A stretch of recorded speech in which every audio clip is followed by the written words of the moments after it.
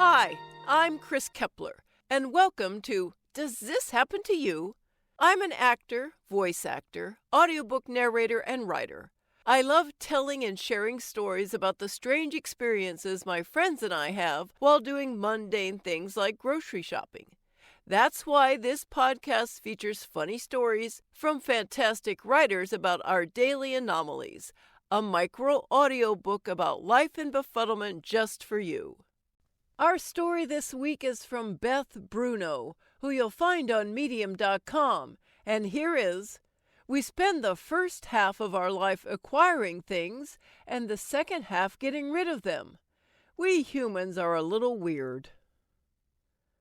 When I was coming of age in the early 80s, beginning my life of home ownership and parenthood, the goal was always to trade up for bigger and better.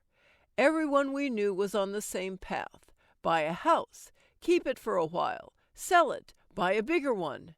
But it wasn't just the house. It was all the stuff we needed to go in it. We were busy accumulating stuff. We were charging our credit cards to the hilt. We were creating a lifestyle, and it wasn't cheap.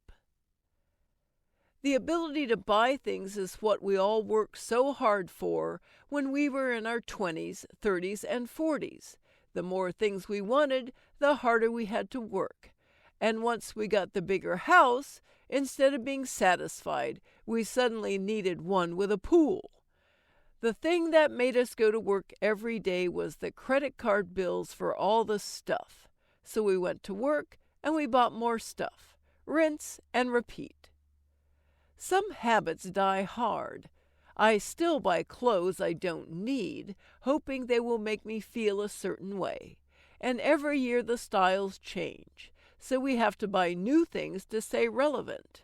We stuff our closets with clothes we don't wear, our kitchen cabinets with appliances we don't use, our sheds with boxes of who knows what that we just had to have, but now we can't even remember why we bought it.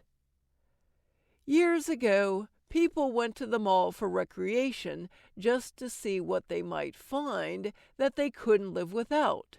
That was before malls became passé. Now, we sit with our phones in our hands, the world of material goods at our fingertips. We hit buy and wait for it to show up on our porch. During the early part of the pandemic, I was buying so many things this way that I would forget what was in the box when it came. It was like Christmas every day. At some point, there comes a reckoning. We have to reassess our habits.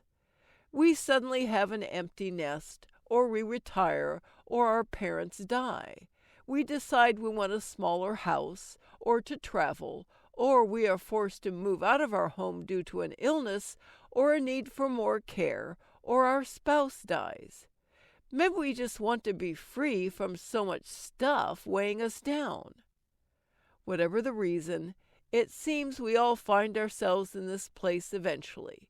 There is stuff that has to be dealt with, either ours or someone else's.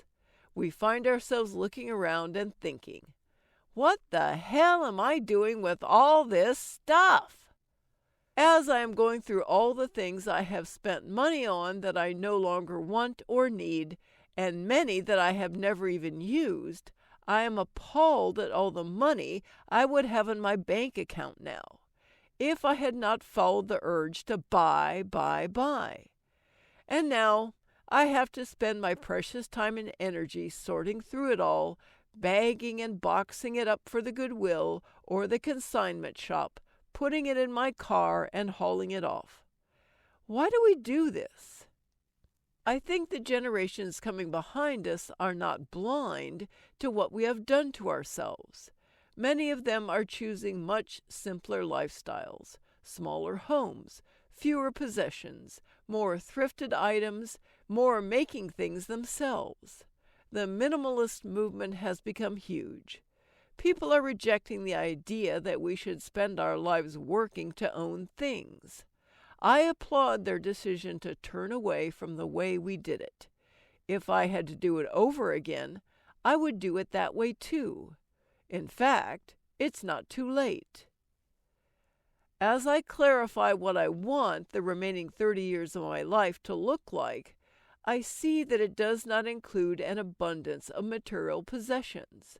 When my husband and I finish clearing out, I am vowing not to let the void be filled, as a vacuum tends to want to do. If I feel the need to fill a space, I will ask hard questions about why, and examine whether I am attempting to fill a void within myself with a material object. I wandered around in one of my favorite antique malls recently. I saw so many pretty things. I fingered the linens. I picked up beautiful crystal. I admired the art. When I left there, all I had in my hand was a little fabric tube that holds plastic grocery bags. I was able to see all those beautiful things, enjoy them, and leave them there. The item I purchased was something I truly needed. The rest I left behind. I felt so free, even empowered, and I made sure to make a mental note of that feeling. I want to remember in the future how good that feels when I am faced with the temptation to buy something I don't need. I am going to clear out the excess and get on with living. I am going to slow down the acquiring. I am determined not to spend the rest of my life cleaning out my possessions. Thanks so much for listening. If you enjoyed the story, let me know and share it with your friends. Follow me at Chris KK Aria on Twitter or Chris K. Kepler on Facebook, or check out my website.